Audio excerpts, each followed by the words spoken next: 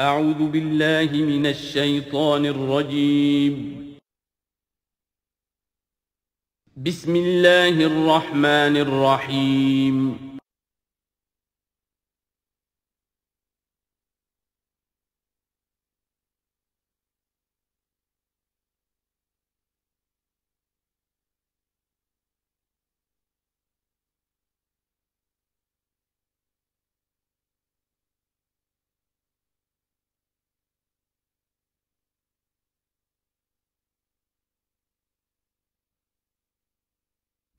اعوذ باللہ من الشیطان الرجیم بسم اللہ الرحمن الرحیم الم تر ان اللہ یسبح له من فی السماوات والارض والطیر صافات کل قد علم صلاته وتسبیحہ واللہ علیم بما یفعلون صدق اللہ العظیم رب اشرح لی صدری ویسر لی امری واحلل عقدۃ من لسانی یفقہوا قولی۔ سورہ نور کا 5واں رکوع جو ہم پڑھ چکے ہیں اس کے بارے میں یہ بات نوٹ کر لیجئے کہ جس طرح سورہ بقرہ کے پہلے 2 رکوعوں میں 3 قسم کے انسانوں کی تفصیل بیان ہوئی، وہاں وہ بنیادی طور پر ایک دعوت اور تحریک کے رد عمل میں جو لوگ مختلف شکلیں صورت اختیار کرتے ہیں، جو رد عمل مختلف شکلیں اختیار کرتا ہے، اس کے اعتبار سے ایک وہ جو مومنین صادقین ہیں، وہ ہر 6 بعد آباد جب اس دعوت کو قبول کرتے ہیں تو اس کیفیت کے ساتھ کہ اب جو ہو سو ہو۔ ایک وہ لوگ ہیں کہ جو کسی ضد کی وجہ سے، تعصب کی وجہ سے، ہٹ درمی کی وجہ سے، کسی تکبر کی وجہ سے، حسد کی وجہ سے اس کے انکار پر کمر کس لیتے ہیں، اور وہ لوگ جو ہیں کسی صورت بھی ماننے والے نہیں ہوتے۔ ایک بین کچھ مانتے ہیں کچھ نہیں مانتے، کچھ چلتے ہیں پھر چھٹک کر کھڑے رہ جاتے ہیں، آسانی ہو تو کوئی 2-4 قدم چل لیے، کوئی مشکل وقت آیا تو پھر اوندھے منہ گر گئے۔ اسی کی ایک تمثیل سورہ حج میں آ چکی ہے، وَمِنَ النَّاسِ مَن يَعْبُدُ اللَّهَ عَلَى حَرْفٍ فَإِنْ أَصَابَهُ خَيْرٌ اطْمَأَنَّ بِهِ وَإِنْ أَصَابَتْهُ فِتْنَةٌ انقلب عَلَى وَجْهِهِ خَسِرَ الدُّنْيَا وَالْآخِرَةَ۔ اسی طرح یہاں اس رکوع میں بھی 3 قسم کے انسانوں کا تذکرہ ہے، لیکن یہ ایک مختلف اعتبار سے ہے۔ ایک وہ لوگ ہیں کہ جن کے دلوں میں حقیقی ایمان پیدا ہوا، ان کی فطرتیں بھی نیک تھیں، صالح تھیں، سلیم تھیں، اور پھر وہ وحی آسمانی سے بھی صحیح طور پر مستفیض ہوئے، ان کا باطن جگمگا اٹھا اور ان کے دلوں میں نیکی حقیقی معنی میں پیدا ہو گئی، اور اس کے لیے جو ایک نقشہ ہے ان کے سیرت و کردار کا وہ بھی کھینچ دیا گیا۔ ایک وہ لوگ ہیں کہ جن کے اندر سرے سے دنیا پرستی اور دنیا ہی کی شہوات اور خواہشات اور لذات، اس کے سوا کسی شے کا کوئی گزر ہی نہیں، وہ بالکل اس کے برعکس ہے۔ پہلے نور علی نور اور دوسرے ظلمات بعضها فوق بعض۔ کوئی جھوٹ موٹ کی نیکی بھی نہیں، کوئی ملمے کی نیکی بھی نہیں، ان کا مال ہے تو صرف اپنی ہی عیاشیوں کے لیے ہی، اپنے ہی جو بھی ان کے تعیش ہے اسی میں خرچ ہو رہا ہے۔ لہذا یہ وہ لوگ ہیں کہ وہ ایمان سے بھی محروم اور کسی جھوٹ موٹ کی نیکی سے بھی ان کے ہاں کسی نور کا سرے سے گزر ہی نہیں۔ ظلمات بعضها فوق بعض، اور اس کے لیے تمثیل دی گئی ہے کہ گہرے سمندر کے اندر جو اندھیرا ہوتا ہے، ایبسلیوٹ ڈارکنس، کہ رات بھی ہے، اوپر بادل بھی ہے، اور جو ہے موج پر موج چڑھی ہوئی ہے، تو ایبسلیوٹ ڈارکنس۔ ایک فرینچ امیر البحر تھا جو اسی آیت کو پڑھ کر ایمان لے آیا تھا، اس کی ساری عمر گزری تھی سمندروں کے اندر، اور وہ جانتا تھا کس قسم کی ڈارکنس ہوتی ہے وہاں۔ اس نے کہا کہ پتہ کیا کہ کیا محمد نے صلی اللہ علیہ وسلم کبھی بحری سفر کیے تھے؟ جب اسے معلوم ہوا کہ انہوں نے کبھی بحری سفر کیا ہی نہیں، تو اس نے کہا کہ پھر یہ ثابت ہو گیا کہ یہ اللہ کا کلام ہے، ورنہ یہ تشبیہ جو ہے کوئی شخص اس کو وہ تو دے سکتا ہے کہ جس نے بحری سمندر کیے ہوں اور جس سے اندازہ ہو، اور وہ سمندر کے اندر کبھی اس نے غوطے بھی لگائے ہوں، اور وہ ایبسلیوٹ ڈارکنس کا کانسیپٹ۔ بہرحال یہ دوسری انتہا۔ بیچ میں وہ لوگ ہیں، بین ہیں، کچھ نیکیاں بھی کرتے ہیں، حقیقی ایمان سے محروم ہیں، نہ اللہ پر نہ یوم آخر پر ان کا پختہ ایمان نہیں ہے، لیکن یہ کہ اپنے ضمیر کو مطمئن کرنے کے لیے کچھ نہ کچھ، یا دنیا میں کوئی نام کمانے کے لیے یا کوئی اور شہرت حاصل کرنے کے لیے وہ کچھ نیکیاں کرتے ہیں، تو ان کی نیکیوں کی مثال سراب کسی ہے۔ الم تر ان اللہ یسبح له من فی السماوات والارض، کیا تم دیکھتے نہیں ہو کہ اللہ کی تسبیح کرتی ہے وہ سب چیزیں، وہ سب وہ کرتے ہیں، وہ سب جو آسمانوں میں ہے اور جو زمین میں ہے، اور نہ صرف آسمانوں اور زمین میں بلکہ ان دونوں کے مابین جو السماء میں جو ہے وَالطَّيْرُ صَافَّاتٍ، اور یہ جو پرندے ہیں جو اپنے پروں کو پھیلائے ہوئے ہیں یہ بھی اللہ کی تسبیح کر رہے ہیں۔ کُلٌّ قَدْ عَلِمَ صَلَاتَهُ وَتَسْبِيحَهُ، ہر ایک کے علم میں ہے، ہر ایک نے جان لی ہے اپنی نماز، اپنی صلاۃ اور اپنی تسبیح۔ یہ وہی بات ہے جو سورہ بنی اسرائیل میں آ چکی ہے، وَإِن مِّن شَيْءٍ إِلَّا يُسَبِّحُ بِحَمْدِهِ وَلَٰكِن لَّا تَفْقَهُونَ تَسْبِيحَهُم، کوئی شے نہیں ہے اس کائنات میں جو اللہ کی تسبیح و تحمید نہ کر رہی ہو، لیکن تمہیں اس کا شعور نہیں ہو سکتا۔ واللہ علیم بما یفعلون، اور جو کچھ وہ کرتے ہیں اللہ کے علم میں ہے۔ وللہ ملک السماوات والارض، اور اللہ ہی کے لیے ہے آسمانوں اور زمین کی بادشاہی۔ وإلی اللہ المصیر، اور اللہ ہی کی طرف لوٹ جانا ہے۔ الم تر ان اللہ یسجی سحابا، کیا تم دیکھتے نہیں ہو کہ اللہ تعالیٰ ہانک کر لاتا ہے بادلوں کو؟ کہاں سے ہوائیں لے کر چل رہی ہیں بادلوں کو؟ کہیں تو بے آف بنگال سے وہ اٹھی ہیں مانسون کی ہوائیں، اور کہاں تک پہنچ جاتی ہیں؟ پاکستان تک۔ ان اللہ یسجی سحابا ثم یؤلف بینہ، پھر ان بادلوں کو آپس میں جوڑ دیتا ہے۔ ثم یجعلہ رکاما، پھر ان کو تہ بر تہ کر دیتا ہے۔ اب یہ تہ بر تہ کا معاملہ جو ہے،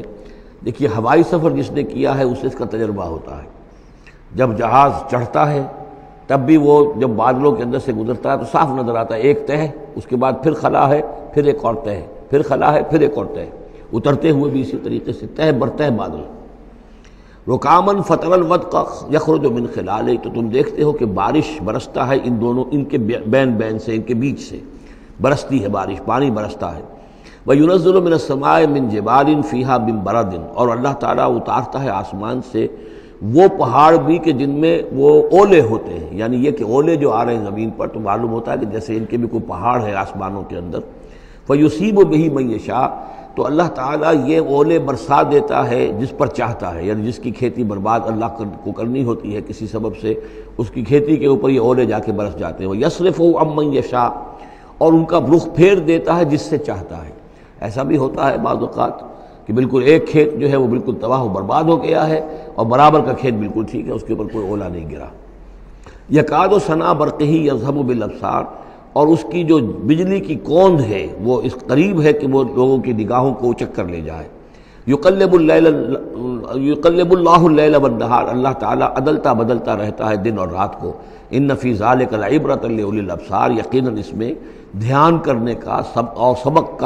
اور سبق سیکھنے کا اور عبرت حاصل کرنے کا مواد ہے ہوش مندوں کے لیے، آنکھ والوں کے لیے، دیکھنے والوں کے لیے۔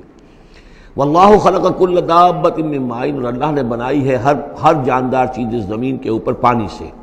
فمنہم من یمشی علی بطنہ، اب ان جانداروں میں سے جو زمین میں اللہ نے بنائے ہیں وہ بھی ہے کہ جو اپنے پیٹ کے بل پر چلتے ہیں، یہ ریپٹائلز جن کو ہم کہتے ہیں، ریپٹائلز ہیں جو اپنے پیٹ کے بل پر چل رہے ہیں۔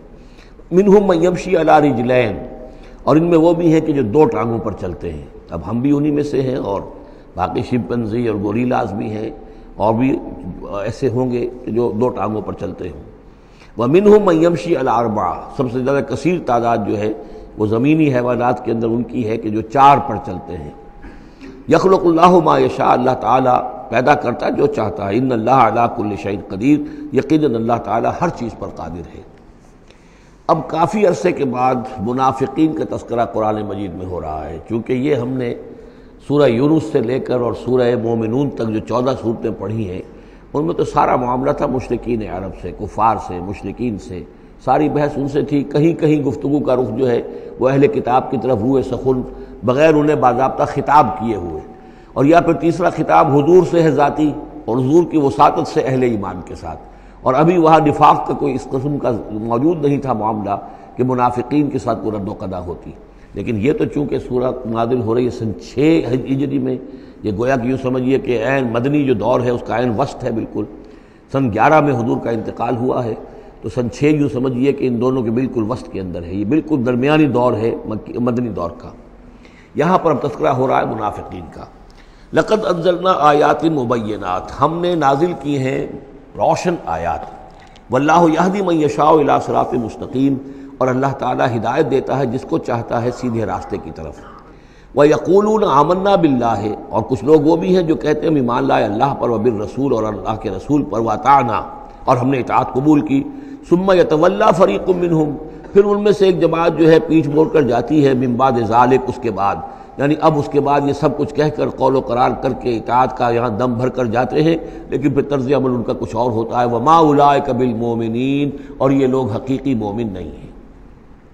وَإِذَا دُعُوا إِلَى اللَّهِ وَرَسُولِهِ لِيَحْكُمَ بَيْنَهُمْ، اور جب انہیں پکارا جاتا ہے، بلایا جاتا ہے کہ آؤ اللہ کی طرف اور رسول کی طرف کہ ان کے مابین فیصلے کرے۔ یہ سورہ نساء میں ہم یہ سارے مضامین بڑی تفصیل سے پڑھ چکے ہیں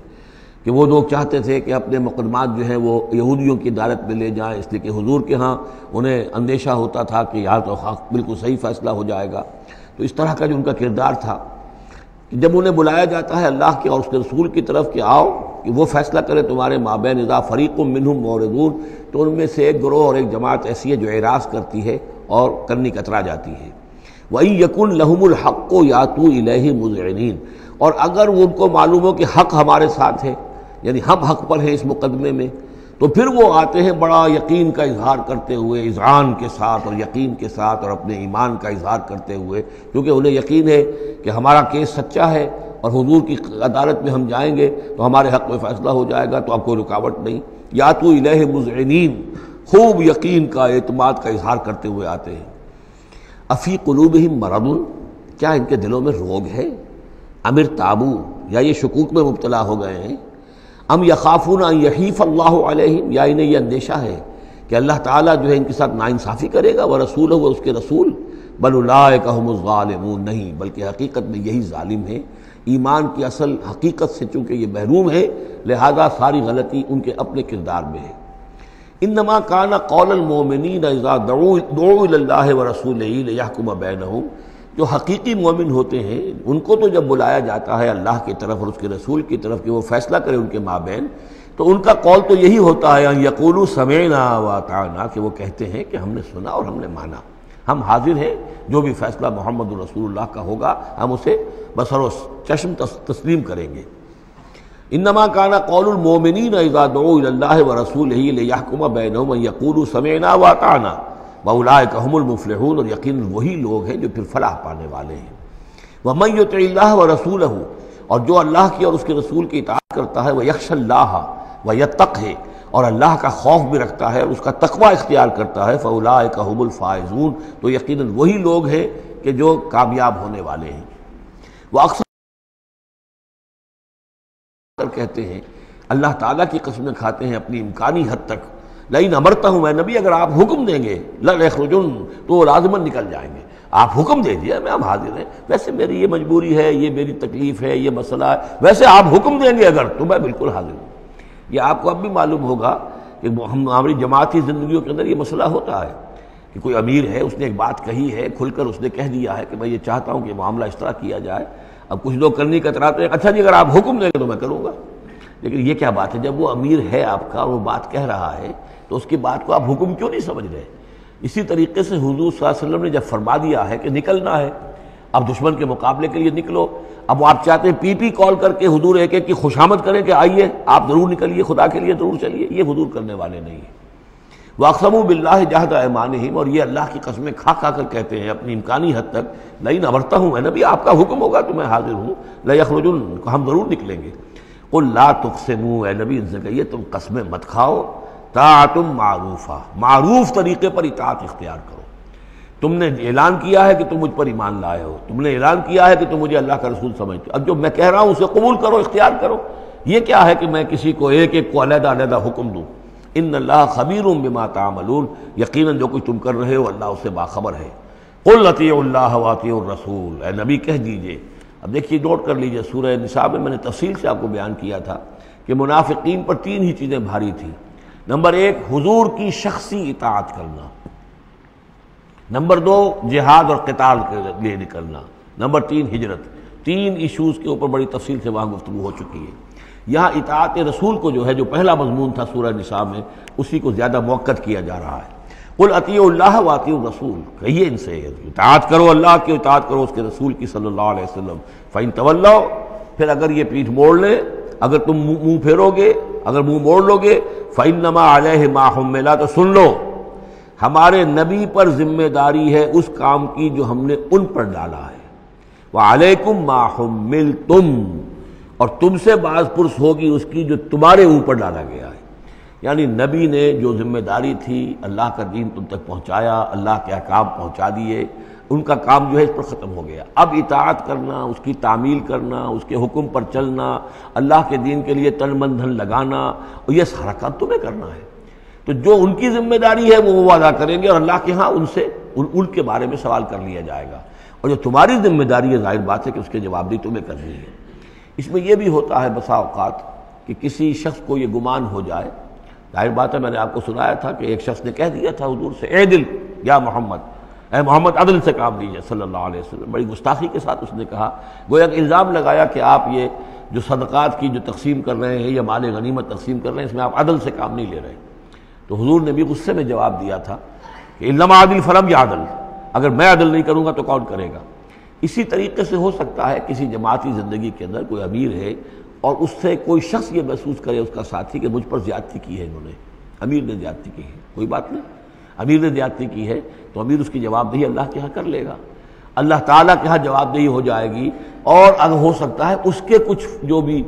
نیکیاں ہے وہ تمہارے حساب میں اللہ تعالیٰ درج کر دے، لینا دینا وہاں ہو جائے گا، ڈیبٹ کریڈٹ ہو جائے گا۔ لیکن اس کا مطلب یہ ہو کہ ناراض ہو کر بیٹھ رہا ہو کہ اب اپنی ذمہ داریاں ادا نہیں ہو رہی، تو پھر تو جواب دہی تمہاری ہو جائے گی اللہ کے ہاں، ایکسپلینیشن کال تمہاری ہو جائے گی کہ ناراض ہو کر بیٹھ رہے ہیں کیونکہ انہوں نے میرے ساتھ یہ کیا ہے، لہذا میں بس اب کام کچھ نہیں کروں گا۔ تو یہ تو گویا کہ ایک منفی طرز عمل ہے، تمہیں جواب دہی کرنی ہے اپنے فرائض کی، اپنی ذمہ داریوں کی۔ تو یہ جماعتی زندگی سے متعلق بعض بہت اہم ہیں جو مباحث اس سورہ مبارکہ میں آئے ہیں، اور ان میں سے بعض ہمارا جو منتخب نصاب نمبر 2 ہے، جو اس سورہ مبارکہ کی آخری آیات ہیں، وہ اس کے ایک درس کی حیثیت سے اس میں شامل ہیں۔ جو جماعتی زندگی جو ہے، جب ایک جماعت بنانی پڑے گی، اگر دین کا کام کرنا ہے تو اکیلے اکیلے تو نہیں ہو سکتا، جماعت کا نظم ہو، ایک ڈسپلن ہو، ایک حزب اللہ وجود میں آئے، جو سورہ مائدہ میں ہم دیکھ آئے ہیں، فَإِنَّ حِزْبَ اللَّهِ هُمُ الْغَالِبُونَ، غلبہ جو ہے تو وہ حزب اللہ کو اللہ تعالیٰ دیتا ہے، ید اللہ علی الجماعہ، جماعت کے اوپر اللہ کا ہاتھ ہے، جماعت کی کو اللہ کی نصرت اور تائید حاصل ہوتی ہے۔ اس جماعتی زندگی کے بعد ایسے نفسیاتی معاملات ہوتے ہیں، اور اس کے اندر بعض ایسے حساس مسائل ہوتے ہیں کہ جن کے بارے میں بڑی عمدہ رہنمائی دی گئی ہے مختلف مقامات پر، ان پر ہم نے پھر مرتب کیا ہے منتخب نصاب، مطالعہ قرآن حکیم کا منتخب نصاب نمبر 2۔ قل اطیعوا اللہ واطیعوا الرسول،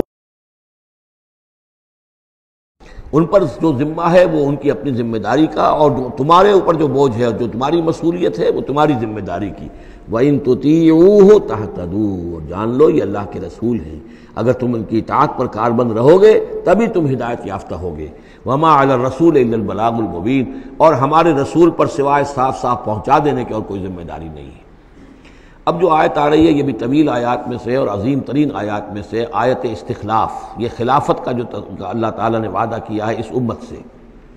وعد اللہ الذین آمنوا منکم وعملوا الصالحات،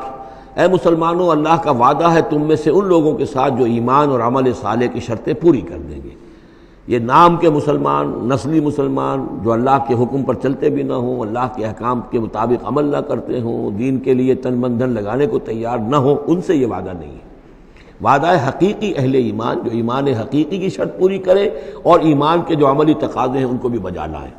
وعد اللہ الذین آمنوا منکم وعملوا الصالحات لیستخلفنہم فی الارض، کہ وہ انہیں زمین میں خلافت عطا کرے گا، حکومت عطا کرے گا، غلبہ عطا کرے گا، کما استخلف الذین من قبلہم، جیسے کہ اس نے خلافت عطا کی تھی ان کو جو ان سے پہلے تھے۔ حضرت داؤد کو، حضرت طالوت کو، حضرت سلیمان کو جو خلافت دی گئی، بعد میں بھی مکابی حکومت قائم ہوئی ہے، اس میں بھی خلافت قائم ہوئی، تو یہ خلافت جیسے پہلے ہم نے دی تھی سابقہ امت مسلمہ کو، ایسے ہی اے امت محمد صلی اللہ علیہ وسلم تمہیں بھی خلافت دی جائے گی، بشرطے کہ ایمان اور عمل صالح کی یہ 2 شرطیں تم پوری کرو۔ اب یہ خلافت جو ہے اس کو 3 انداز میں یہاں بیان کیا گیا ہے۔ لَيَسْتَخْلِفَنَّهُمْ فِي الْأَرْضِ، انہیں لازماً خلافت دے گا زمین میں، حکومت دے گا، کما استخلف الذین من قبلہم، جیسے کہ خلافت دی تھی اور حکومت دی تھی ان کو کہ جو ان سے پہلے تھے۔ وَلَيُمَكِّنَنَّ لَهُمْ دِينَهُمُ الَّذِي ارْتَضَىٰ لَهُمْ، اور ان کے اس دین کو زمین میں غلبہ عطا کرے گا، قوت عطا کرے گا، تمکن عطا کرے گا جو اللہ نے ان کے لیے پسند کر لیا ہے۔ ظاہر بات ہے مسلمانوں کی خلافت ہے تو اس کے معنی کیا ہے؟ اللہ کے دین کا غلبہ ہے، وہ تو بات تو ایک ہی ہے، اللہ کا دین غالب، اس کے کیا معنی ہے؟ مسلمانوں کی خلافت۔ تو چیز ایک ہی ہے، لیکن یہاں 3 الفاظ لا کر اس کی اہمیت کو نمایاں کیا جا رہا ہے 3 اعتبارات سے۔ وَلَا يُمَكِّنَنَّ لَهُمْ دِينَهُمُ الَّذِي ارْتَضَىٰ لَهُمْ، اب یہاں دیکھیے وہی لام مفتوح شروع میں فعل مضارع سے، اور اس کے بعد یہ نون مشدد، یہ سارے وعدے نہایت تاکیدی وعدے ہیں۔ لَيَسْتَخْلِفَنَّهُمْ فِي الْأَرْضِ كَمَا اسْتَخْلَفَ الَّذِينَ مِن قَبْلِهِمْ وَلَيُمَكِّنَنَّ لَهُمْ دِينَهُمُ الَّذِي ارْتَضَىٰ لَهُمْ، واللہ نے دین کون سا ہے جو پسند کر لیا ہے؟ الْيَوْمَ أَكْمَلْتُ لَكُمْ دِينَكُمْ وَأَتْمَمْتُ عَلَيْكُمْ نِعْمَتِي وَرَضِيتُ لَكُمُ الْإِسْلَامَ دِينًا، یہ آیت ہم پڑھ چکے ہیں سورہ مائدہ میں۔ اور تیسری بات وَلَيُبَدِّلَنَّهُم مِّن بَعْدِ خَوْفِهِمْ أَمْنًا، اللہ تعالیٰ ان کے خوف کی کیفیت جو ہے اس کو بدل دے گا امن کی کیفیت سے۔ ظاہر بات ہے جب تک کہ مسلمان کمزور تھے ان کے لیے خوف تھا، ابھی ادھر سے حملے کا اندیشہ ہے، ابھی ادھر سے حملے کا اندیشہ ہے، اب فلاں قبیلے کی طرف سے خبر آئی ہے کہ وہ فوجی تیاری کر رہا ہے، فوج کشی کرے گا، وہ خوف کی ایک کیفیت تھی جو ہر وقت طاری رہی ہے۔ ایمرجنسی کی کیفیت جو ہے مدینہ منورہ میں یوں سمجھیے کہ پورے 5 برس ایمرجنسی رہی ہے، ہر وقت ہر آن اندیشہ ہوتا تھا، خبریں آ رہی ہیں اب ادھر سے کوئی قبیلہ حملہ کرنے والا ہے، اب یہ مکے میں کوئی ان کی ملاقاتیں ہوئی ہیں، کوئی سازش ہوئی ہے، ابھی کوئی خط چلا گیا ابو عامر راہب کا کوئی مشن ہے، یہ ساری خبریں آتی تھیں۔ لیکن یہ کہ اب اس کے بعد وہ وقت آ جائے گا کہ ان کا جو خوف کی کیفیت ہے بدل جائے گی امن سے۔ یعبدوننی لا یشرکون بی شیئا، میں یہاں اس کو سمجھتا ہوں مستقبل سے متعلق، جب ایسا ہو جائے گا تو پھر وہ میری بندگی کریں گے کہ اس میں کسی شے کی شرک جو ہے گوارا نہیں کریں گے۔ جب تک اللہ کی حکومت نہیں ہے تو ظاہر بات ہے کچھ نہ کچھ شرک تو ہو ہی رہا ہے۔ اب ہم یہاں رہ رہے ہیں، پاکستان میں رہ رہے ہیں، اللہ کا دین تو قائم نہیں ہے، قانون کس کا ہے؟ اللہ کا تو نہیں ہے، تو گویا کہ ہم قومی اعتبار سے، اجتماعی اعتبار سے کفر اور شرک میں زندگی بسر کر رہے ہیں۔ ہاں ہمارا اپنا کوئی عقیدہ فرض کیجئے ہے بھی ٹھیک، بالکل مشرکانہ اوہام سے ہم نے اپنے آپ کو پاک کر لیا ہے، اور توحید فی العقیدہ ہماری بالکل صحیح ہے، لیکن سوال یہ کہ ہم اس ملک کے شہری ہیں، اس ملک کا دستور ہے، اس ملک کے اندر جو ہے اللہ کی حکومت اور اللہ کے قانون کی بالادستی نہیں ہے، تو اس کے کیا معنی؟ ہم بھی اس کے شہری ہونے کی حیثیت سے اس میں ملوث ہیں۔ تو یہ ہے کہ یہ توحید کامل اس وقت ہوگی جب یکون الدین کلہ للہ، جب دین کل کا کل اللہ کے لیے ہو جائے گا۔ عملاً توحید کی تکمیل اس وقت ہوگی۔ یعبدوننی، میری بندگی کریں گے، لا یشرکون بی شیئا، اور میرے ساتھ کسی شے کو شریک نہیں کریں گے۔ ومن کفر بعد ذلک فاولئک هم الفاسقون، اور جو اس کے بعد بھی کفر کریں تو پھر وہ تو فاسق ہیں، ناہنجار ہیں، سرکش ہیں۔ اس کے بھی دو معنی ہو سکتے ہیں، جب دین کا غلبہ ہو گیا پھر بھی جو کفر کرے وہ تو معلوم ہوا کہ اس کے اندر خیر سرے سے ہے ہی نہیں۔ ایک یہ ہے کہ باطل کا غلبہ ہے، باطل کے غلبے میں کسی بندہ مومن کے لیے ایمان لانا مشکل ہے، ایمان پر قائم رہنا مشکل ہے، اسلام پر عمل کرنا مشکل ہے۔ لیکن جب دین غالب ہو گیا ہو تو اب تو ظاہر بات ہے کہ اب تو ساری رکاوٹیں دور ہو گئیں۔ اب تو ایک شخص کی کسی کی اپنی فطرت ہی میں کجی آ چکی ہے، کوئی پرورٹڈ نیچر کا شخص ہے تبھی وہ رہے گا کہ جو اسلام سے دور رہے۔ ومن کفر بعد ذلک فاولئک هم الفاسقون، اور میرے نزدیک اس کا ایک مفہوم یہ بھی ہے کہ ہمارے ان 3 پختہ وعدوں کے بعد بھی جو شخص کمر ہمت نہ کس لے اور اس کام کے لیے کھڑا نہ ہو جائے، گویا کہ وہ ہماری بات کا کفر کر رہا ہے، انکار کر رہا ہے، اسے ہمارے ان وعدوں پر یقین نہیں ہے۔ ومن کفر بعد ذلک فاولئک هم الفاسقون، تو وہ تو گویا کہ فاسق ہیں اور سرکش ہیں اور ناہنجار ہیں۔ اس آیت کو ذہن میں رکھیے، اور اس حدیث کو آج میں چاہتا ہوں کہ اس کا متن بھی آپ کو سنا دوں کہ اس کی خبر دی ہے محمد رسول اللہ صلی اللہ علیہ وسلم نے۔ تاریخی اعتبار سے تو یہ نوٹ کر لیجئے، یہ سن 6 ہی کے اندر، ابتدائی میں سن 6 کے یہ آیت نازل ہوئی۔ سن 6 ہی میں صلح حدیبیہ ہو گئی، انا فتحنا لک فتحا مبینا، گویا کہ اس آیت کا جو مصداق ہے وہ ظاہر ہونا شروع ہو گیا۔ سن 7 میں غزوہ خیبر ہوا، اللہ نے بہت بڑا مال غنیمت مسلمانوں کو دیا۔ سن 8 میں مکہ فتح ہو گیا۔ سن 9 میں موپنگ اپ آپریشن ہو گیا، اعلان کر دیا گیا حج کے اندر کہ آئندہ سے یہاں کوئی مشرک نہیں آئے گا، اور اب تمہارے لیے اتنی مہلت ہے،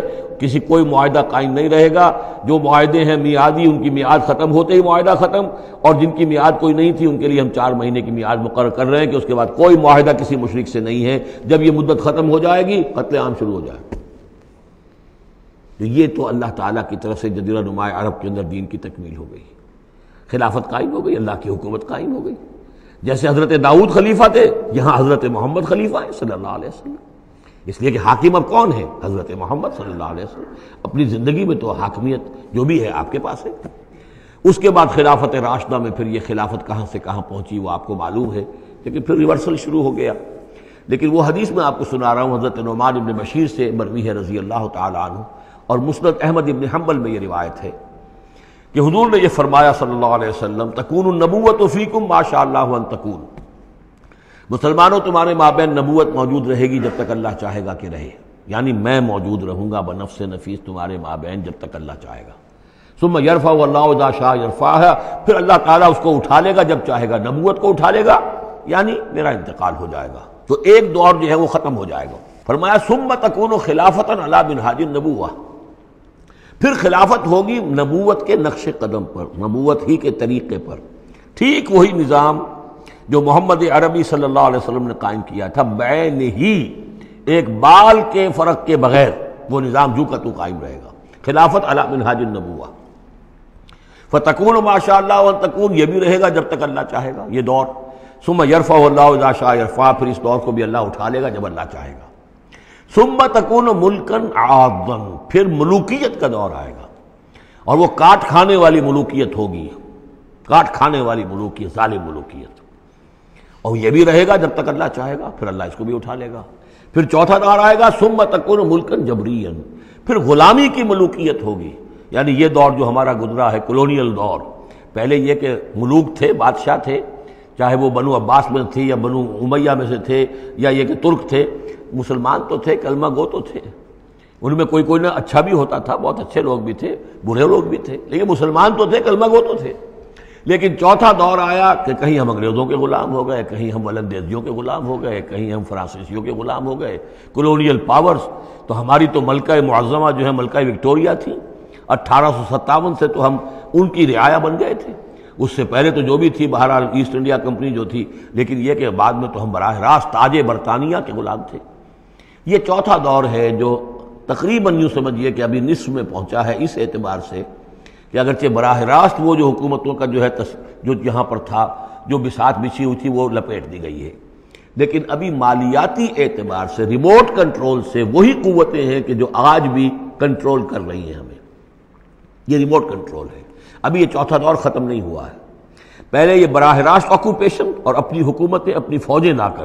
اب یہ ہے کہ اس کے بغیر بائی پراکسی، چاہے ہمارے ہی آدمی بیٹھے ہوئے ہیں، لیکن اصل میں سارا جو ہے یہ مالیاتی جو ہے استعمار ہے، ایک نیا عالمی استعمار ہے۔ لیکن یہ استعمار جو ہے اس طرح کا کولونیل رول نہیں ہے کہ انگریز موجود ہیں، ان کی فوج موجود ہے، یا فرانسیسی فوج موجود ہے، یا اطالوی فوج موجود ہے، بلکہ یہ تو IMF اور ورلڈ بینک کا نظام ہے اس کے تحت، اور ملٹی نیشنل کمپنیوں کی۔ لیکن جو چوتھی جو خوشخبری کی بات ہے وہ یہ ہے کہ حضور نے فرمایا بالآخر یہ چوتھا دور بھی ختم ہو جائے گا، اور خوشخبری یہ ہے کہ ثم تکون خلافۃ علی منہاج النبوہ، پھر دور آئے گا خلافت علی منہاج النبوہ کا۔ ثم سکت رسول اللہ صلی اللہ، اس کے بعد حضور خاموش رہے، اس لیے کہ اس کے بعد پھر دنیا کے خاتمے کا معاملہ ہے۔ وہ خاتمے کے بارے میں عرض کر چکا ہوں، ایک طویل عرصے تک تو پوری دنیا میں وہ خلافت علی منہاج النبوہ رہے گی، گلوبل، اس لیے کہ حضور نے یہ بتا دیا ہے کہ اب جب یہ خلافت علی منہاج النبوت کا نظام آئے گا تو کل روئے ارضی پر ہوگا۔ مسلم شریف میں روایت ہے، یہ حضرت ثوبان حضور کے ایک آزاد شدہ غلام تھے، جیسے کہ حضرت زید ابن حارثہ بھی حضور کے غلام تھے، آپ نے آزاد کر دیا تھا، اسی طرح حضرت ثوبان بھی ہے، مولا ان ثوبان مولا رسول اللہ صلی اللہ علیہ وسلم۔ اس میں روایت کیا ہے، حضور نے فرمایا ان اللہ زوالی الارض، اللہ نے میرے لیے ساری زمین کو لپیٹ دیا یا سکیڑ دیا، فرائے تو مشارقہا و مغاربہا، تو میں نے سارے مشرق دیکھ لیے زمین کے، سارے مغرب دیکھ لیے، وَإِنَّ أُمَّتِي سَيَبْلُغُ مُلْكُهَا مَا زُوِيَ لِي مِنْهَا، اور میری امت کی حکومت ان تمام علاقوں پر قائم ہو کر رہے گی جو اس طرح زمین کو سکیڑ کر یا لپیٹ کر مجھے دکھا دیے گئے۔ اور یہ روایت صحیح مسلم کی ہے۔ اسی طرح کی ایک اور حدیث ہے حضرت مقداد بن الاسود سے رضی اللہ تعالی عنہ کہ اس روئے ارضی پر کوئی گھر اور کوئی خیمہ نہیں بچے گا، یعنی سیٹلڈ جو علاقے ہیں جہاں گھر ہیں، شہر ہیں، گھر بنے ہوئے ہیں، مکان بنے ہوئے ہیں، یا نومیڈک ٹرائبز جہاں بھی ہیں کہ وہ اپنے خیمے لے کے ادھر سے ادھر جاتے رہتے ہیں، نہ کوئی گھر بچے گا نہ خیمہ جس میں اللہ کا دین داخل نہ ہو جائے۔ بعز عزیز اور ذل ذلیل، یا تو یہ کہ گھر اور خیمے والا اسلام قبول کرے گا، اسلام اس کے گھر میں داخل ہوگا، اس کا بھی اعزاز ہوگا، اور یا وہ گھر والا اسلام قبول نہیں کرے گا لیکن اسلام کی بالادستی جو ہے تسلیم کرنی پڑے گی۔ یؤت الجزیۃ عن ید وہم صاغرون، یہ جو ہم پڑھ آئے ہیں سورہ توبہ کے اندر، تو گویا کہ اس کے گھر میں بھی اسلام تو آ گیا لیکن وہ بدبخت جو ہے اسلام کی نعمت سے اور اس کے اعزاز سے محروم رہا۔ یہ ہے وہ خبر کہ جو ہے صحیح احادیث ہیں، اور یہ منطقی طور پر بھی سمجھ لیجئے کہ قرآن مجید میں یہ بات واضح کر دی گئی کہ حضور کو بھیجا گیا غلبہ دین کے لیے، 3 دفعہ فرمایا۔ سورہ توبہ میں ہم پڑھ چکے ہیں، 2 مرتبہ آگے اور آنا ہے، هو الذی ارسل رسولہ بالہدی ودین الحق لیظہرہ علی الدین کلہ، اور 5 مرتبہ فرمایا کہ حضور کو بھیجا گیا پوری نوع انسانی کے لیے۔ اس کی سب سے نمایاں اور سب سے جو لوگوں کے اندر عام طور پر معروف آیت ہے وہ یہ ہے وما ارسلناک الا کافۃ للناس بشیرا ونذیرا۔ ویسے ہم پڑھ آئے سورہ انبیاء میں وما ارسلناک الا رحمۃ للعالمین، اس کا بھی مفہوم یہی ہے، تمام جہان والوں کے لیے ہم نے بھیجا ہے آپ کو رحمت بنا کر، اور ہم نے نہیں بھیجا ہے محمد آپ کو مگر پوری دنیا کے لیے، پوری نوع انسانی کے لیے بشیر اور نذیر بنا کر۔ ان دونوں کو جوڑیں تو اس کا منطقی نتیجہ بھی یہ ہے کہ حضور کی بعثت کا مقصد مکمل ہوگا ہی اس وقت جبکہ کل عالم انسانیت پر دین حق غالب ہو جائے، اور یہ ہو کر لینا ہے۔ وَمَنْ كَفَرَ بَعْدَ ذَلِكَ فَأُولَٰئِكَ هُمُ الْفَاسِقُونَ وَأَقِیمُوا الصَّلَاةَ وَآتُوا الزَّکَاةَ، اور نماز قائم کرو اور زکوٰۃ ادا کرو، وَأَطِیعُوا الرَّسُولَ لَعَلَّکُمْ تُرْحَمُونَ، رسول کی اطاعت کرو تاکہ تم پر رحم کیا جائے۔ چونکہ روح سخن منافقین کی طرف ہے، اور میں نے آپ کو بتایا تھا ان پر جو شاخ گزر رہی تھی وہ در حقیقت رسول کی اطاعت تھی۔ بار بار کہتے تھے یہ اپنے جی سے بات کہہ دیتے ہیں، آیت تو ابھی اتری نہیں، ابھی کوئی آیت تو آئی نہیں، قرآن میں تو ابھی یہ حکم آیا نہیں۔ یہ معاملہ جو ہے ان کو شاق گزر رہا تھا حضور کی اطاعت۔ وَأَقِیمُوا الصَّلَاةَ وَآتُوا الزَّکَاةَ، اور نماز قائم کرو اور زکوٰۃ ادا کرو، وَأَطِیعُوا الرَّسُولَ لَعَلَّکُمْ تُرْحَمُونَ، اور اللہ رسول کی اطاعت کرو تاکہ تم پر رحم کیا جائے۔ لَا تَحْسَبَنَّ الَّذِينَ كَفَرُوا مُعْجِزِينَ فِي الْأَرْضِ، یہ کافر یہ نہ سمجھیں کہ وہ اللہ کو تھکا دیں گے یا ہرا دیں گے اس زمین میں، وَمَأْوَاهُمُ النَّارُ، ان کا ٹھکانہ آگ ہے، وَلَبِئْسَ الْمَصِيرُ، اور بہت برا ٹھکانہ ہے۔ یا ایھا الذین آمنوا لیستأذنکم الذین ملکت ایمانکم، اب وہی جو سماجی احکام کچھ دیے گئے تھے کہ اذن لیے بغیر تم داخل نہ ہو گھر میں، اور اس طرح کے آداب جو ہیں معاشرتی، ان کے ضمن میں مزید احکام آ رہے ہیں۔ یہ سورہ مبارکہ کی ترتیب یہ ہے، یوں سمجھیے کہ جیسے کوئی انگوٹھی ہو اور بڑا سا ہیرا جو ہے لگا ہوا، دونوں طرف جو ہے وہ اس کا پتلے سائڈ سے یہ ہار ہے، اور اس کے نیچے جو ہے درمیان میں کوئی بڑا ہیرا ہے، دوسری طرف موتی ہے۔ اس کے بالکل وسط میں 5واں رکوع ہے، یہ اللہ نور السماوات والارض مثل نورہ کمشکاۃ فیہا مصباح، اور آیت نمبر 35 وہ عظیم کوہ نور ہیرے کے مانند ہے۔ پھر دونوں طرف جو ہے یہ مضامین ہیں، کچھ ادھر ہیں سماجی احکام، کچھ ادھر ہیں سماجی احکام، اور اس طریقے سے یہ ایک عظیم بہت خوبصورت ہار کی شکل بن گئی۔ لیستأذنکم الذین ملکت ایمانکم، چاہیے کہ جو تمہارے غلام ہیں اور باندیاں ہیں وہ بھی اجازت لے کے اندر داخل ہوا کریں۔ والذین لم یبلغوا الحلم، اور وہ لوگ بھی تمہارے کہ جو کہ ابھی وہ بالغ نہیں ہوئے ہیں، وہ بچے بھی، منکم 3 مرات، 3 اوقات دن رات کے ایسے ہیں کہ جن میں خاص طور پر جو پرائیویسی کا اہتمام ہونا چاہیے، اور اس میں یہ کہ کوئی بھی اجازت لیے بغیر بچے بھی نہ جائیں۔ من قبل صلاۃ الفجر، ایک تو فجر کی نماز سے قبل، وحین تضعون ثیابکم من الظہیرۃ، اور جو تم ظہر کے وقت، ظہیرہ جس کو کہتے ہیں، اپنے کپڑے ذرا اتار کے سستاتے ہو، قیلولہ کرتے ہو، ہلکے کپڑوں کے اندر انسان لیٹتا ہے۔ ومن بعد صلاۃ العشاء، اور نماز عشاء کے بعد۔ 3 عورات لکم، یہ 3 اوقات تمہارے پردے کے اوقات ہیں، یہ تمہاری خاص پرائیویسی کے اوقات ہیں۔ لیس علیکم ولا علیہم جناح بعدہن، ان کے علاوہ عام حالات میں کوئی حرج نہیں ہے، بعدہن کہ وہ یعنی وہی تمہارے ملازم ہیں، تمہارے غلام ہیں یا باندیاں ہیں، یا اسی طریقے سے تمہارے بچے ہیں، طوافون علیکم بعضکم علی بعض، وہ آئیں جائیں گھروں کے اندر، ظاہر بات ہے کہ اس کمرے میں آئے ہیں، اس میں گئے ہیں، اس میں کوئی حرج نہیں ہے کہ وہ آئیں جائیں اور پھریں۔ کذالک یبین اللہ لکم الآیات، اسی طرح اللہ تعالیٰ تمہارے لیے اپنی آیات واضح کر رہا ہے، واللہ علیم الحکیم، اور اللہ تعالیٰ علیم اور حکیم ہے۔ وَإِذَا بَلَغَ الْأَطْفَالُ مِنْكُمُ الْحُلُمَ، اور جب تمہارے بچے جو ہیں، جو لڑکے ہیں، وہ بھی بالغ ہو جائیں، انہیں سب سمجھ آ جائے جو بھی معاملات ہیں دونوں شوق کے، فَلْيَسْتَأْذِنُوا كَمَا اسْتَأْذَنَ الَّذِينَ مِنْ قَبْلِهِمْ، تو پھر وہ بھی اذن لے کر اسی طرح داخل ہوا کریں جیسے کہ پہلا حکم آیا تھا کہ اذن لیے بغیر گھر میں داخل نہ ہو۔ کذالک یبین اللہ لکم آیاتہ، اس طرح اللہ تعالیٰ تمہارے لیے اپنی آیات کو واضح کر رہا ہے، واللہ علیم الحکیم، اللہ علیم اور حکیم ہے۔ والقواعد من النساء اللاتی لا یرجون نکاحا، اور وہ عورتیں تمہارے میں سے، تمہاری خواتین میں سے کہ جو اب بیٹھ رہی ہوں، یعنی لا یرجون نکاحا، اب وہ نکاح کی امیدوار نہ ہوں، ایک خاص عمر سے گزر چکی ہیں، اب کوئی نکاح وغیرہ کرنے کا سوال نہیں ہے، بیوہ ہیں یا کچھ اور جو بھی معاملہ ہے، لیکن یہ کہ بہرحال اب معمر ہو چکی ہیں، فلیس علیہن جناح ان یضعن ثیابہن، تو ان کے اوپر کوئی حرج نہیں ہے کہ وہ جو اپنے اضافی کپڑے ہیں وہ اتار دیا کریں، یعنی بڑی چادر لے کر ہی نکلنا ان کے لیے وہ لازم نہیں ہوگا، یا اگر اپنے گھروں کے اندر بیٹھ کر وہ جو اوڑھنیاں ہیں ان کو مکل مارنے کی جو ان کی پابندی دوسری خواتین پر ہے اس میں ان کے لیے درد بھی ہو سکتی ہے، اس لیے کہ اب وہ اس عمر سے گزر چکی ہیں۔ والقواعد من النساء اللاتي لا يرجون نکاحا فليس عليهن جناح ان يضعن ثيابهن غیر متبرجات بزینہ، لیکن ان کی نیت یہ نہ ہو کہ وہ اپنی زینت کو وہ ظاہر کریں اور لوگوں کی نگاہوں میں لائیں، نیت کا معاملہ جو ہے وہ دوسرا ہے۔ وَأَن يَسْتَعْفِفْنَ خَيْرٌ لَهُنَّ، اور اگر وہ اس معاملے میں احتیاط ہی کریں تو بہتر ہے، اس رعایت سے فائدہ نہ اٹھائیں تو بہتر ہے، اس لیے کہ شیطان جو ہے وہ ہر وقت طاق میں لگا رہتا ہے، نہ معلوم کس وقت اس کے دل میں کیا خیال پیدا کر دے۔ واللہ سمیع علیم، اور اللہ سب کچھ سننے والا اور جاننے والا ہے۔ لیس علی الاعمی حرج، اب چونکہ یہ جو احکام دیے جا رہے تھے تو اس معاشرے کے اندر ایسا بھی تھا کہ کسی خاندان کے ساتھ کچھ لوگ جو ہیں بیچارے، کوئی لنگڑا ہے، کوئی اندھا ہے، اپنے برادری کا ہے، اپنی رشتہ داروں میں سے وہ بھی گھر میں رہ رہا ہے، وہ اپنی کوئی آزاد جو معاش اور آزاد جو ہے کوئی معاشرتی حیثیت کا اہل نہیں ہے، تو اب ان کے لیے کیا ہوگا؟ کیا یہ ساری پابندیاں جو ہیں اسی طریقے سے ان کے اوپر بھی پوری طریقے سے عائد کی جائیں گی؟ تو ان کے ضمن میں کہا جا رہا ہے کہ وہ اگر تمہارے گھروں میں رہیں تو کوئی حرج نہیں ہے۔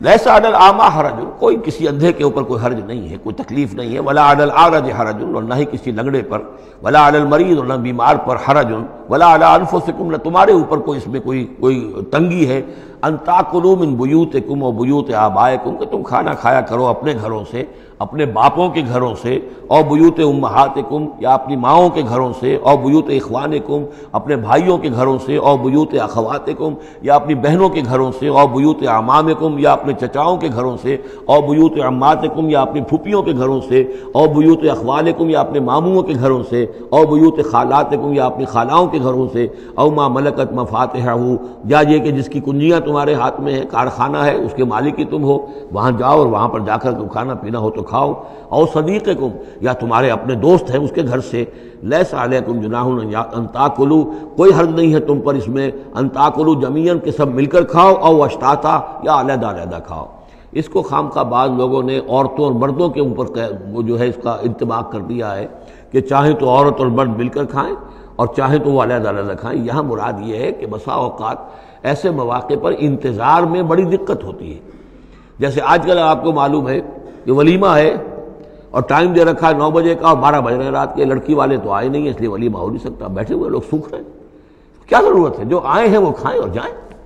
لہذا یہ نہیں ہے کہ سب کے سب جمع ہو کر ہی اور ایک ہی جمعیت ہو تبھی وہ کھائیں، بلکہ یہ کہ اپنی ضرورت کے تحت جیسے بھی ہو، اگر سب مل جل کر بیٹھ کر کھائیں تب بھی کوئی حرج نہیں، اور اگر علیحدہ علیحدہ گروپس کے اندر یہ کھا لیا جائے تب بھی کوئی حرج نہیں۔ یہ مجلسی احکام جو دیے جا رہے ہیں اس سے مراد یہ نہیں ہے کہ سطر اور حجاب کے احکام بھی یہاں پہ ٹوٹ جائیں گے، اور یہاں پر جو ہے گھریلو جو ہے اگر پارٹیز کوئی تھرو کی گئی ہیں تو اس میں کوئی پردے وردے کی حاجت نہیں ہے، اس میں مرد اور عورتیں جو ہیں وہ مخلوط طور پر شریک ہو جائیں، معاذ اللہ، یہ مراد نہیں۔ فَإِذَا دَخَلْتُمْ بُيُوتًا فَسَلِّمُوا عَلَىٰ أَنفُسِكُمْ، پھر جب تم گھروں میں داخل ہو تو اپنے آپ پر سلام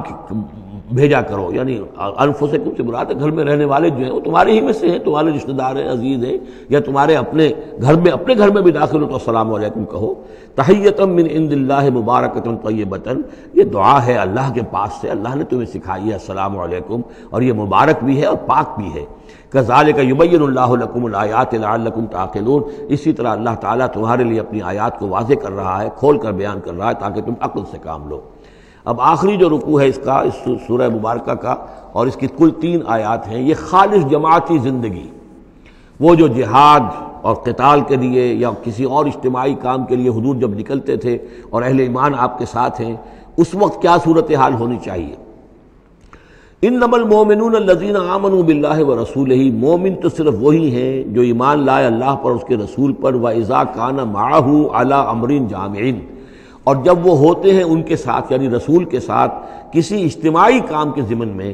لم يذهبوا حتى يستاذنوه، تو وہاں سے جاتے نہیں ہیں جب تک کہ اجازت نہ لے لیں۔ اب آپ نکلے ہیں کسی کام کے لیے، ایک نفری ہے آپ کے ساتھ، لیکن یہ کہ کوئی کہیں کھسک جائے کوئی کہیں کھسک جائے تو یہ تو صحیح نہیں ہے۔ وہ تو یہ ہے کہ اب اس اجتماعی نظم کا تقاضا یہ ہے کہ اب جہاں بھی وہاں سے کوئی عذر پیش آ گیا ہے، کوئی ایسی مجبوری ہے، کوئی جانا ہے تو اجازت لے کر جائیں۔ علی امر جامع لم یذهبوا حتی یستاذنوه، جب تک کہ اذن نہ لے لیں. ان الذین یستاذنونک اولئک الذین یؤمنون باللہ ورسولہ، یقیناً جو اے نبی جو لوگ آپ سے اجازت لیتے ہیں وہی ہیں کہ جو ایمان رکھتے ہیں اللہ پر، اس کے رسول پر. فاذا استاذنوک،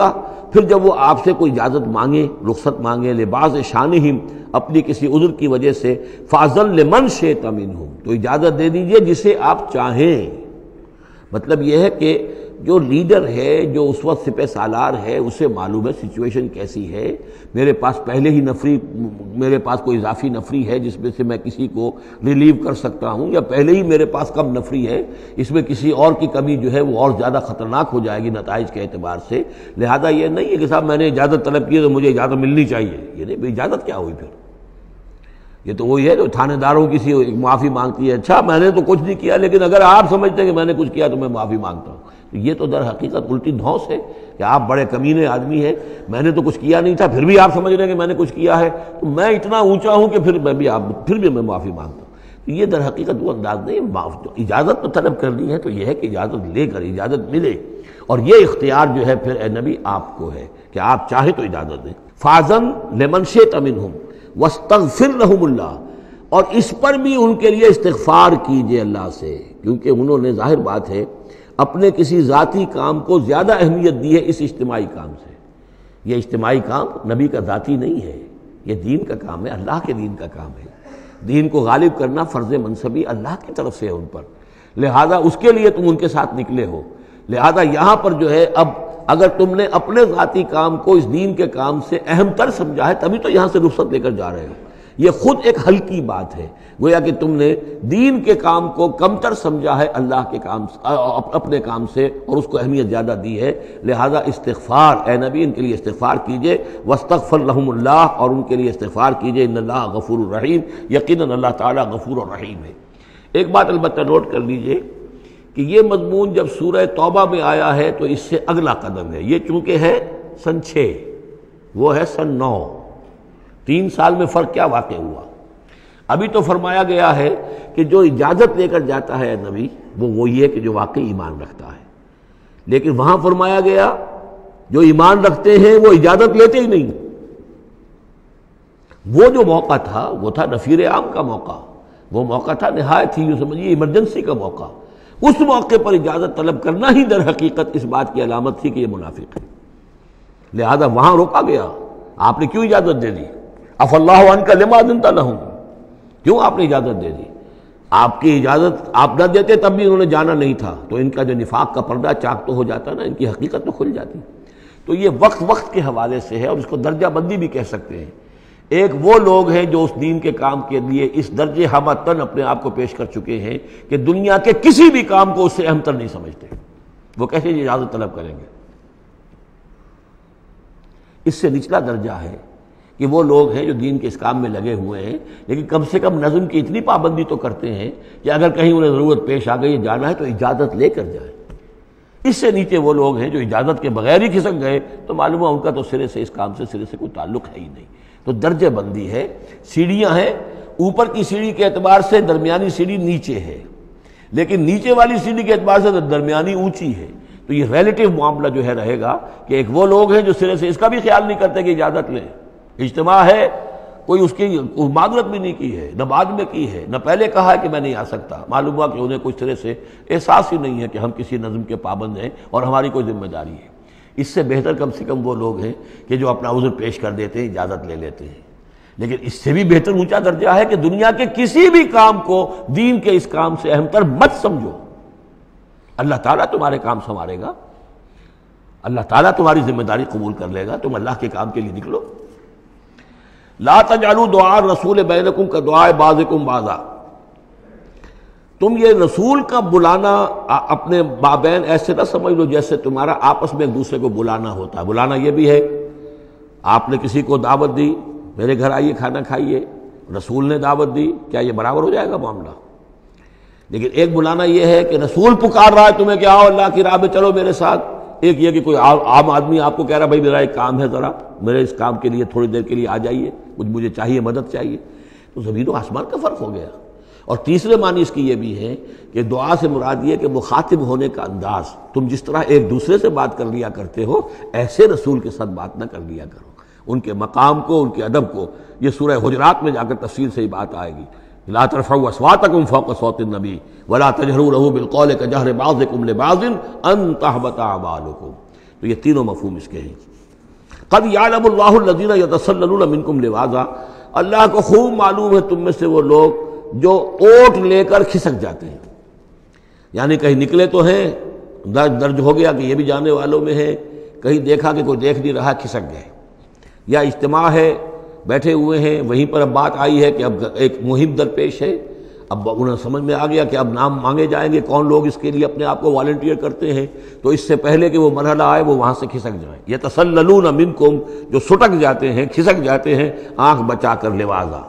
فَلْيَحْذَرِ الَّذِينَ يُخَالِفُونَ عَنْ أَمْرِهِ، تو انہیں ڈرنا چاہیے کہ جو رسول کے معاملے میں، رسول کے بات کی مخالفت کرتے ہیں، ان تصیبہم فتنۃ، کہ ان پر کوئی عذاب اللہ کی طرف سے آ جائے، کوئی پکڑ آ جائے، کوئی بہت بڑی آزمائش آ جائے، اور یصیبہم عذاب علیم، یا ان کے اوپر کوئی بہت بڑا دردناک عذاب آ جائے۔ الا ان للہ ما فی السماوات والارض، آگاہ ہو جاؤ، یقیناً اللہ ہی کے لیے ہے جو بھی کچھ ہے تمام آسمانوں میں اور جو بھی کچھ ہے زمین میں۔ قد یعلم ما انتم علیہ، اللہ خوب جانتا ہے کہ تم کس مقام پر کھڑے ہو، تمہاری حیثیت کیا ہے، حقیقت کیا ہے، ایمان کتنا ہے، کتنے پانی میں ہو، تمہارے اعمال کیسے ہیں، ما انتم علیہ، جس حال میں تم ہو اللہ خوب جانتا ہے۔ وَيَوْمَ يُرْجَعُونَ إِلَيْهِ، اور جس دن کہ وہ لوٹائے جائیں گے اللہ کی طرف، فَيُنَبِّئُهُم بِمَا عَمِلُوا، تو اللہ تعالیٰ ان کو جتلا دے گا جو کچھ کے عمل انہوں نے کیے ہوں گے۔ واللہ بکل شیء علیم، اور اللہ ہر چیز کا علم رکھنے والا ہے۔ یہاں تیسرا گروپ جو ہے مکی اور مدنی صورتوں کا وہ ختم ہو گیا۔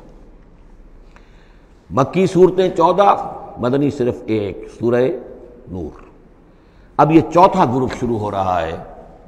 اور اس میں 8 صورتیں جو ہیں وہ مکی آئیں گی، جن میں سے 4 الف لام میم سے شروع ہوں گی، سورہ عنکبوت اور سورہ روم، سورہ لقمان، سورہ سجدہ، اور 4 جو ہیں یہ مختلف، ایک تو بغیر کسی حروف مقطعات کے ہے، یہ سورۃ الفرقان یہ پہلی ہے، اور پھر 3 جو ہیں ان کے اندر مختلف جو ہیں آئیں گے حروف مقطعات۔ یہاں سے وہ گروپ اب شروع ہو رہے ہیں کہ جن کا مرکزی مضمون توحید ہے،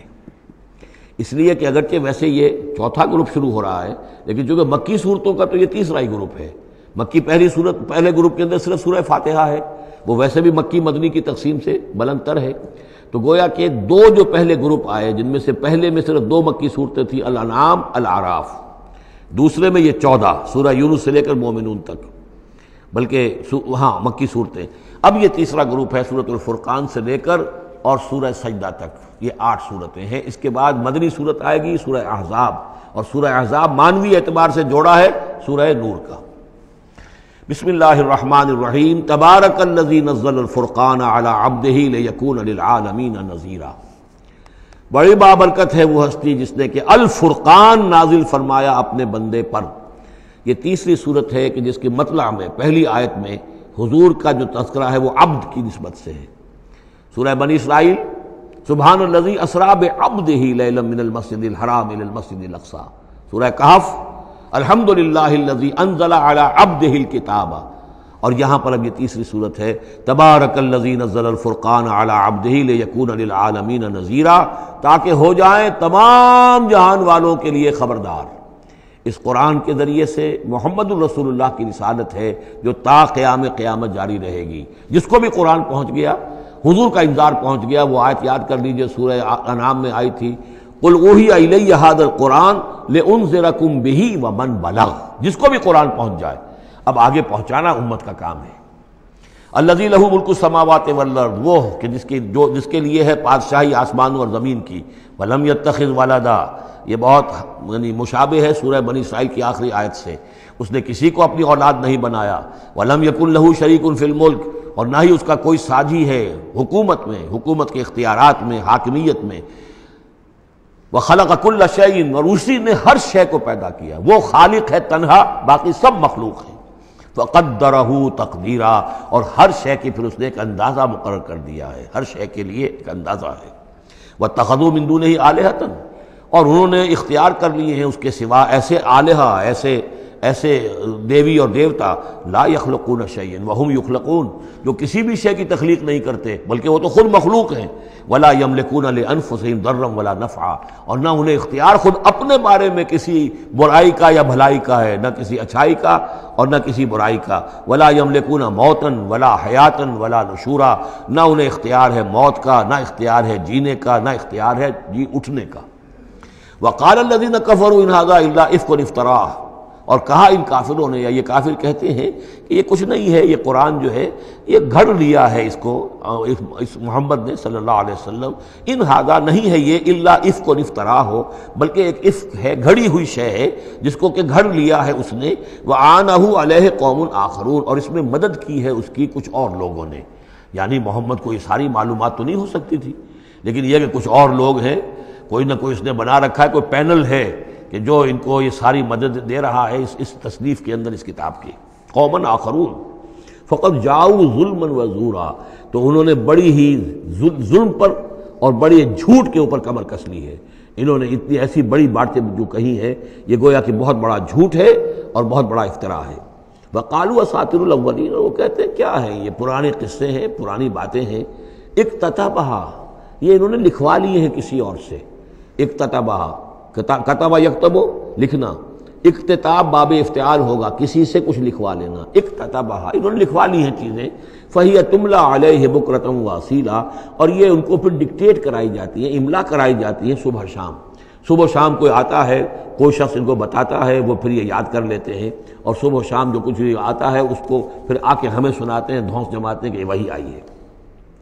قل انزلہ الذی یعلم السر فی السماوات والارض، کہہ دیجئے اسے نازل کیا ہے اس ہستی نے جو جانتا ہے ہر چھپی ہوئی شے کو آسمانوں کی اور زمین کی، انہ کان غفورا رحیما، یقیناً وہ بخشنے والا اور رحیم ہے۔ وقالوا ما لہذا الرسول، اور وہ کہتے ہیں یہ کیسا رسول ہے، کیا ہوا اس رسول کو، کہتا ہے کہ میں رسول ہوں، یاکل الطعام، لیکن کھانا کھاتا ہے، ویمشی فی الاسواق، اور بازاروں میں چلتا پھرتا ہے۔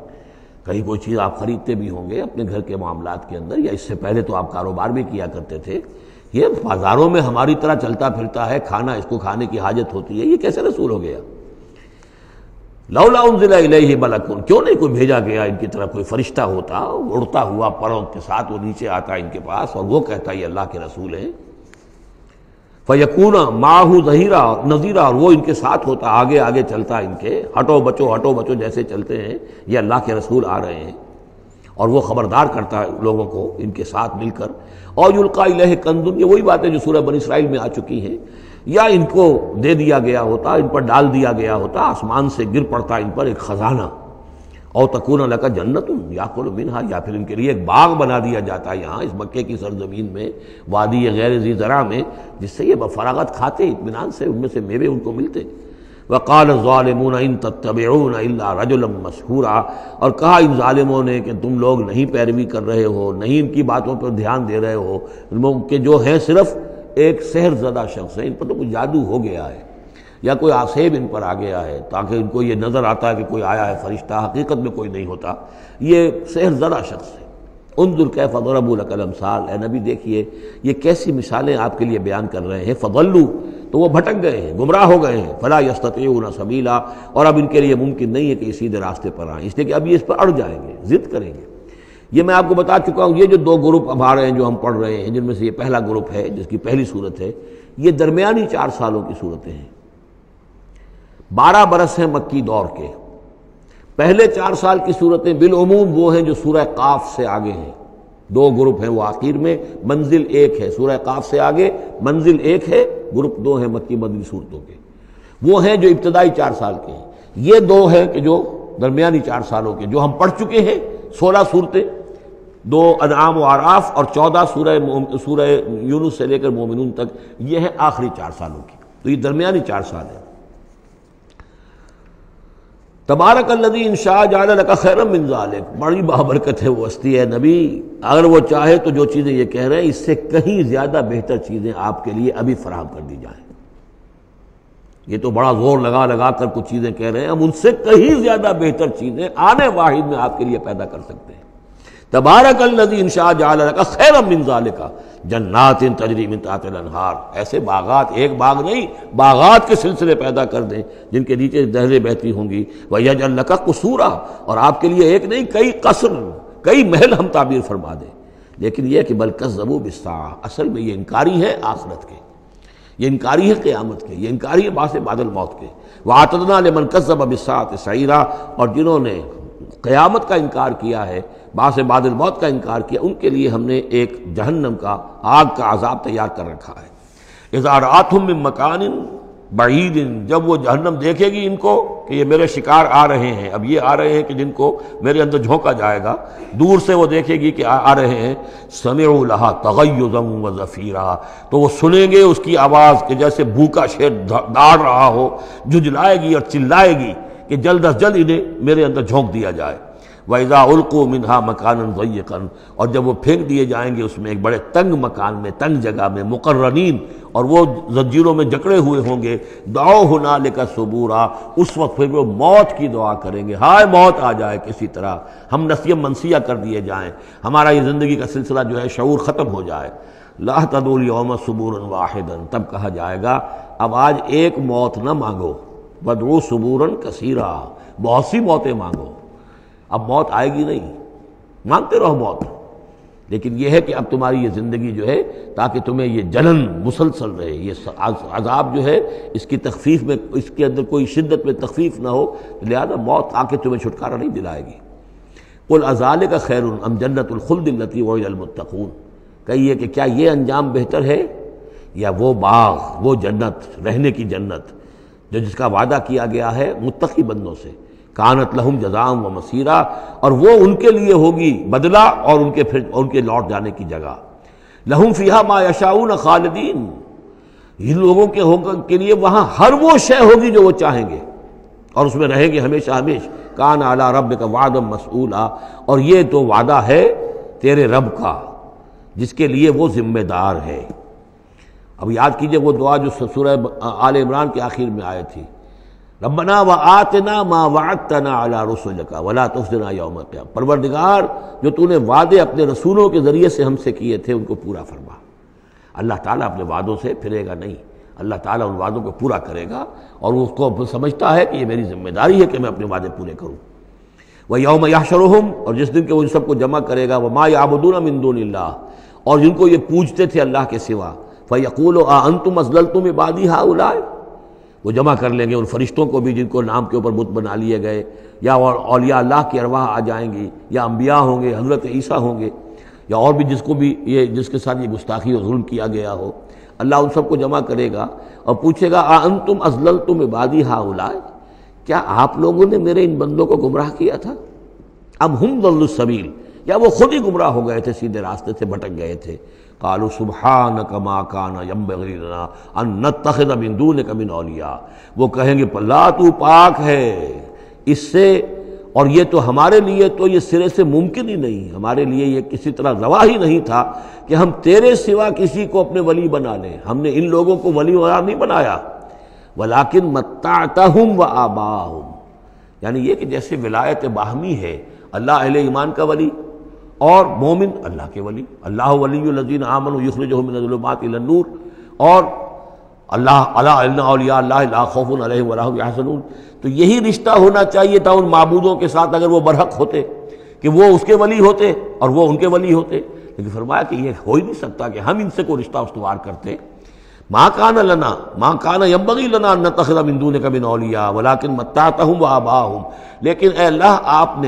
آپ نے ان کو سامان دیا، ساز و سامان انہیں اور ان کے آباء و اجداد کو، اور ان کو فراوانی دی، دولت دی، حیثیت دی، حتیٰ نسوا ذکر، یہاں تک کہ وہ ذکر کو بھول گئے، یاد دہانی کو بھول گئے، تو ہدایت کو بھول گئے جو ان کو دی گئی تھی۔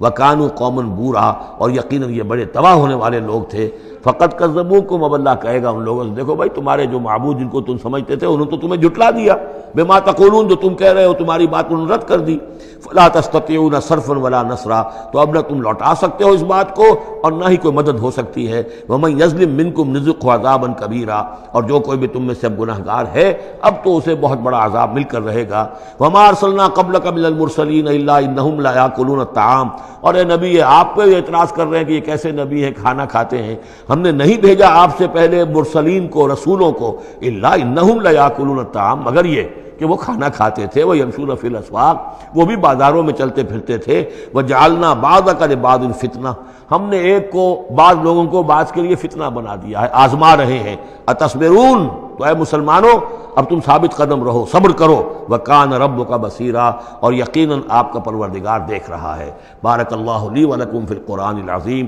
ونفعنی وإیاکم بالآیات والذکر الحکیم۔